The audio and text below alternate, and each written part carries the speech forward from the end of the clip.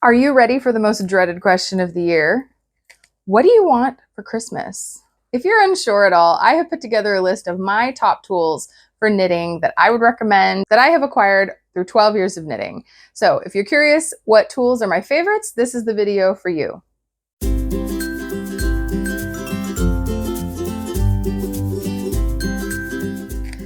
Hello, welcome to Show and Tell Meg. I'm Megan, and I like to make things, and I particularly like to knit things. And so after knitting for 12 years, I have tried lots of different tools. Honestly, some of the things that I like the best might surprise some people, much like my crochet video that I did. I will link that above. I did a video about how I just use the cheapest boy hooks, and I always have, and they're my favorite. So some of these things that I have in the shadows here are a little pricey, but I have pulled out things that are of a few different price ranges. So I'll show you the progression that I made of what I used over the years that lasted me a really long time until I upgraded. So depending on what level you are at or what budget you're at, I have something in here that everybody can benefit from.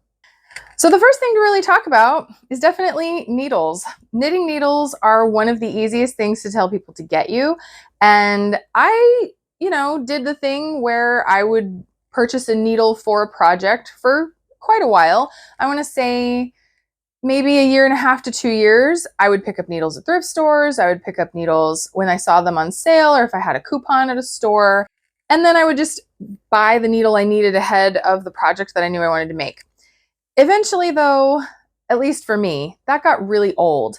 I didn't like that I would be planning a project and look in my stash and didn't have the correct needle to make it. So then I have to either go to a store or order it online, and it just adds to not only the expense of the project, but it adds to the time because you can't just jump right in and knit. So a couple of years after I started knitting and my family started asking me what I wanted for Christmas, I told them that I wanted the Knitter's Pride Dreams set. So this was my first set of interchangeable needles. They are wood and nickel-plated metal, I believe, and these served me just fine. I picked the Knitter's Pride Dreams in particular because I liked that they were all different colors depending on the size that they were. They had really good reviews, and they were, I think, under $100 for the whole set. I'm honestly not positive what the price is now because this was several years ago, so I will look that up while editing, and I will put that here. But they're a very budget-friendly set, in my opinion. They're very good quality, and I have also used Knit Picks needles that are very comparable in price, and they're honestly the same. Like, you can even use interchangeable cables from the Knit Picks set with these. So I did expand mine. I got the basic set, which goes from US size 4 to US 11, which is 3.5 millimeter up to 8 millimeter. And I've discovered over the years, I don't use the big ones very much. I did at first, and I made some projects, but that's just not my thing. So I did eventually buy some expansion tips. These are Knitter's Pride Carbons, and I honestly didn't need them because they're carbon fiber and metal, which is nice. They're a bit rigid on your hands, but that's neither here nor there. I got them because these were the smallest interchangeable needles that Knitter's Pride offered. These are a size US 3 and these are a size 2.5. And so they work with my set. If you do go with Knitter's Pride needles at all, I definitely recommend the teal colored needles. I can't remember what these are called. They're one of their newer products that they make. It came with one of their newer interchangeable sets that are honestly pretty pricey, but the advantage is these cables fit all of their other needles. And why these are so great is they have a swivel right here. And so other cables, even by Knitter's Pride, they don't swivel at the tip. And so when you're trying to get a needle off of a project and change it to another, you're spinning sometimes your whole project, depending on the orientation of how everything's going. And it can be a bit of a hassle. These also, they just fold down really nicely. I don't know. These, I'm addicted. If I'm using my Knitter's Pride needles, I always use these teal cables now. So that I definitely recommend. If you get the Dreams basic set, then I would say maybe an upgrade that you could ask for are those teal cables. And the cables are pretty inexpensive. They're like $5 to $6 a piece. So it's not a huge investment, but it's a big upgrade in how it feels to work with. And as you can see, I've ended up with a lot of different Knitter's Pride needles. Some of these were just clearance. I've got some of those Try It sets. So I have some nickel plated ones. I have some cubics, which are square.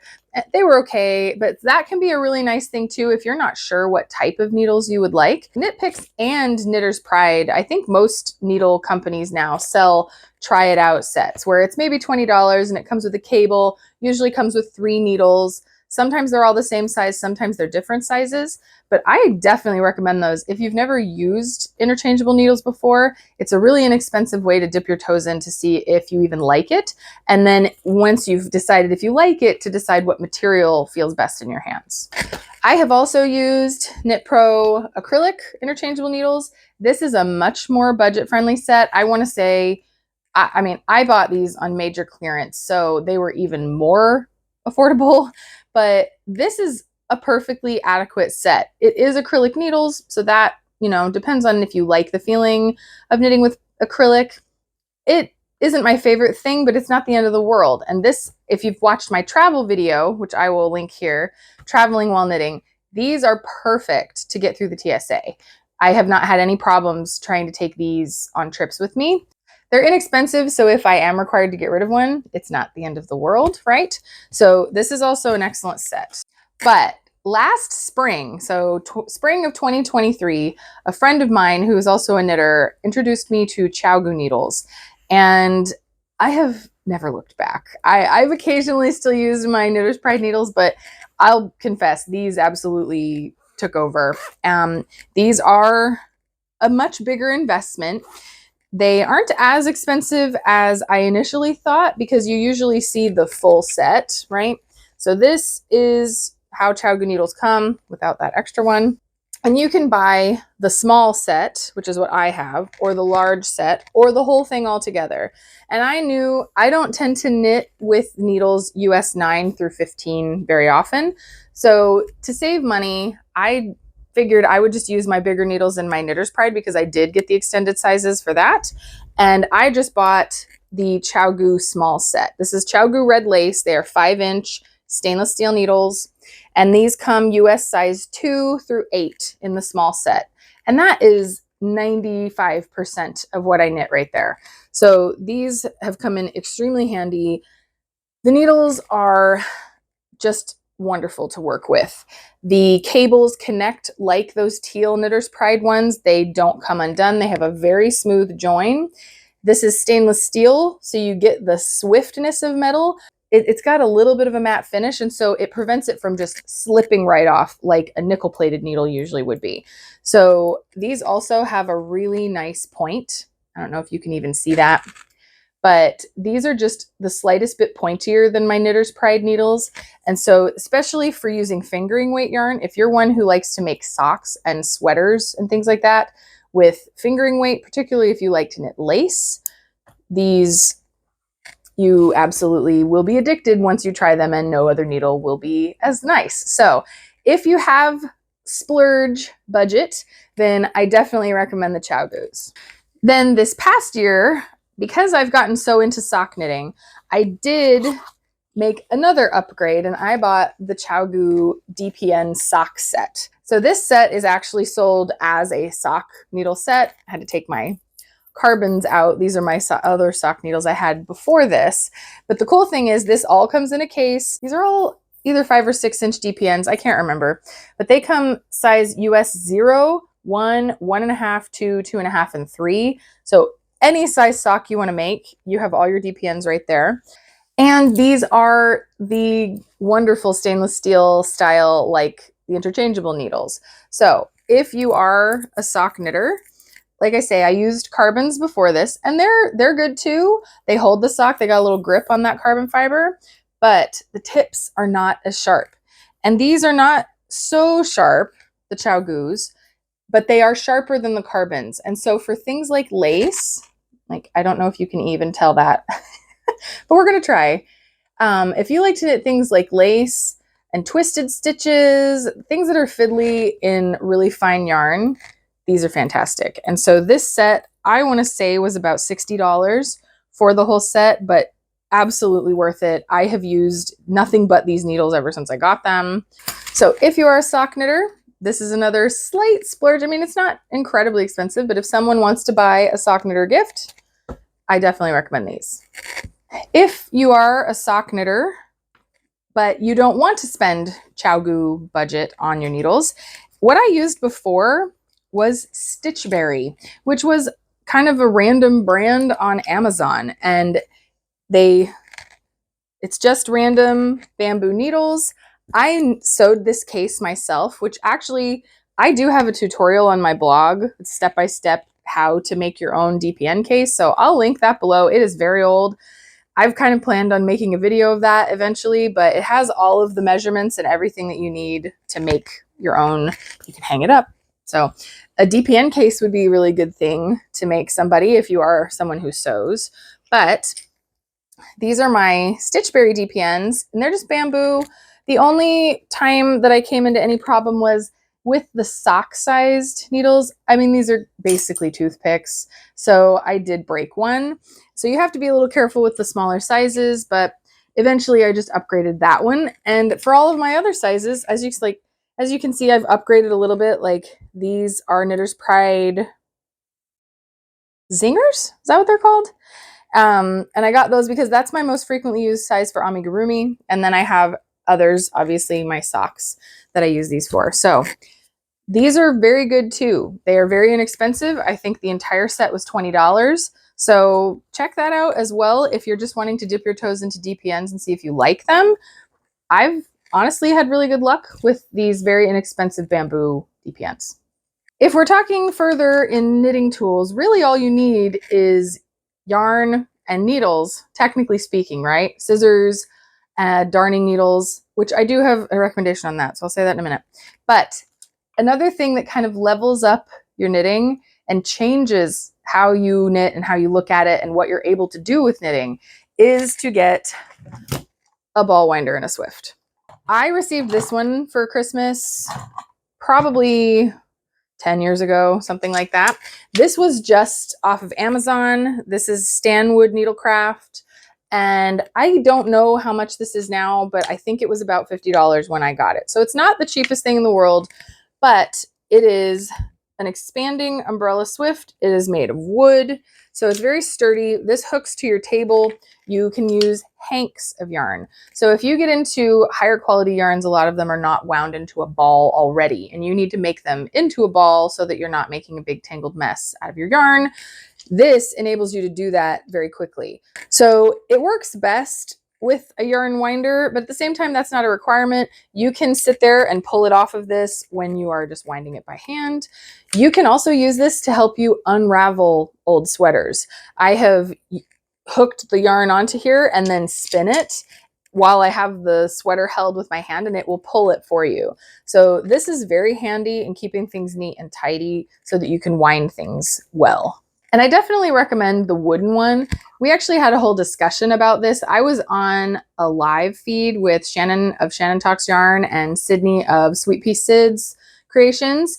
I will link that live up here. It was a couple of months ago, and people were asking about winders and things like that. And I think I've seen these wooden off-brand ones at Michael's, and they'll have coupons for them occasionally. But I definitely recommend that you spring for the wooden one and don't buy the cheap plastic ones, because yeah, it's maybe half the price, but honestly, I've had this thing for 10 years and I've never had a problem. And most people I know that get the plastic ones within a year or two, it's already busted and they have to buy another one. So my motto is buy once, cry once. You know, if you invest in a good quality tool, it's going to last you a lot longer. So, and this, even though it's not, you know, Ashford or some kind of really expensive wooden brand, it has done me very well. So I would say that the wooden ones are kind of in the middle budget-wise, but they do a great job. And the yarn winder I have is a Knit Picks one. I actually started with a cheap one from Amazon and it did the job, but it did not do it super well, and it didn't do it without much effort on my part. So one of the times that Knit Picks did half price on their ball winder, I jumped on it and I have never looked back. This one, it's much smoother than my other one. This stays up on the table and I don't have to hold it with my hand like I did in the Amazon one. This is another tool that just clamps down to your table. You sit and spin like this, and it will pull the yarn from your Swift through this little thing. and it'll make you a perfect cake of yarn. And you can actually sit this down. It's not rolling around on you as much. Everything is neat and tidy and not tangled. So I totally recommend the Knit Picks one. When this goes on sale, I think regular price is very fair on this, but when it goes on sale, which it's going to for Black Friday sometime in the next 2 weeks, so keep your eye out for that. And I will try to post that below when it is on half price. This is editing Megan, and I actually found out that the sale is today, the day that this video is coming out. They have half off the combo of the Swift and the Winder on Knit Picks. So I will link that below. And if you're watching this later, I'm very sorry. I wish that you could still get this deal. But if you're watching it on Friday, November 15th, then you will be able to get half off if you buy both of these from Knit Picks today. So wanted to let you know. But this one is definitely worth it, even at the full price. But if you can snag it at the half price, then this one's a great gift. If you're shopping on Knit Picks or other like websites, which I always recommend, they're one of my favorite places, I love this bag. It currently has my sweater project in it, but this is designed for color work. And I've seen these from Della Q, I think, and other brands, but it's just a mesh bag so you can see everything that's inside. And all of these snaps, you can put separate balls of yarn coming out of each of these.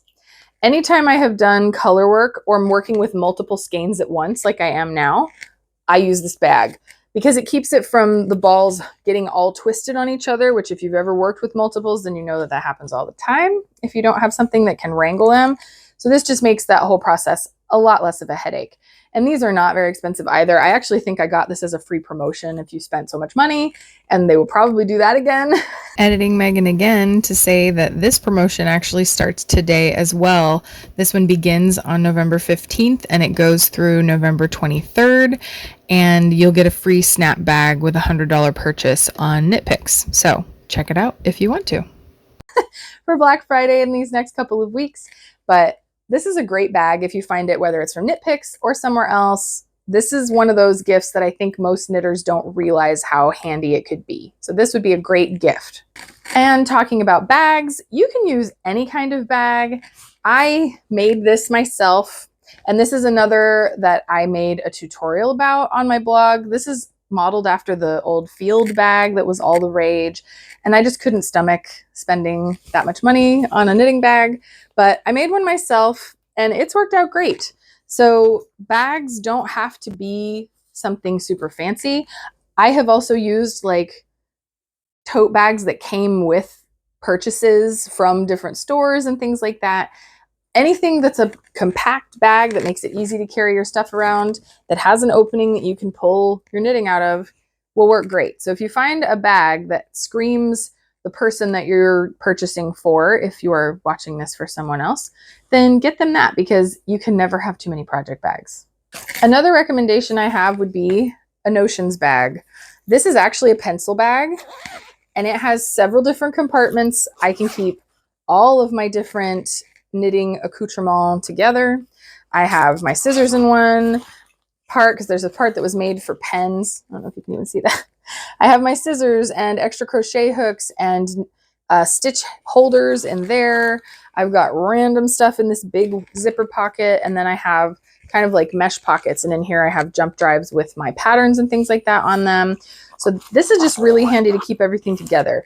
It doesn't have to be this big. It can be a regular pencil case, but something to wrangle your notions is always a good idea. And then one of my other favorite tools is a Clover Chibi. So they sell these at Michael's, anywhere that they sell Clover products, and I think they're like $6.99 or something like that. And it comes with darning needles inside. I have added some of my own that are different brands at this point, but mostly it's just that this is the handiest way to keep your darning needles wrangled in those bags. So I know it seems expensive when you're first buying them because needles are so cheap, but this thing is invaluable. It's worth it, worth the $6. If you're buying for the knitter who has everything, then this is not necessary if you like knitting socks, but I personally use them every time I knit socks. I also have Knit Picks sock blockers, and mostly I use them because I have them. They're not absolutely a requirement, but they really do make your socks look just perfect for photos. They're nice to hang them on to dry. It can be handy to have if you already have all the knitting tools, then it's not necessary, but it's a fun one if you have all the other things already. So that's really all I could think of that are my favorite tools. I try to keep knitting pretty simple. I don't like to carry a ton of things around with me, and I've tried other products over the years and they just kind of weren't necessary. I think I'll do a separate video about blocking tools in the future. So if you're curious about that, then stay tuned because that's kind of a whole different category of stuff. But as far as if you have someone in your life that wants to knit or who has recently learned to knit and they're trying to get nicer tools, then these are the ones that I use myself. I use them all the time, and I hands down recommend all of these brands. I have used all of these for at least several years, and they have stood the test of time. So if you want to upgrade your tools, this is a great place to start. So I hope that you found this information useful. I hope that this maybe showed you something that you want to add to your Christmas list. I have linked everything below. If there is a link to get any of these products, it's going to be down in the description box. So if you're interested, check down there. Some of them will be affiliate links, which means I get a percentage of your sale. And if you do use my affiliate links, I definitely appreciate that. Not a requirement though.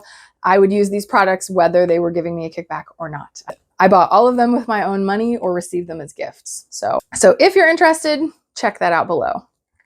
And that's all I have for you today. If you liked this video, please do give me a thumbs up. Subscribe if you want to learn more of my preferences for knitting and sewing and crocheting and things like that. And until next time, I wish you all the best in the Black Friday holiday sales.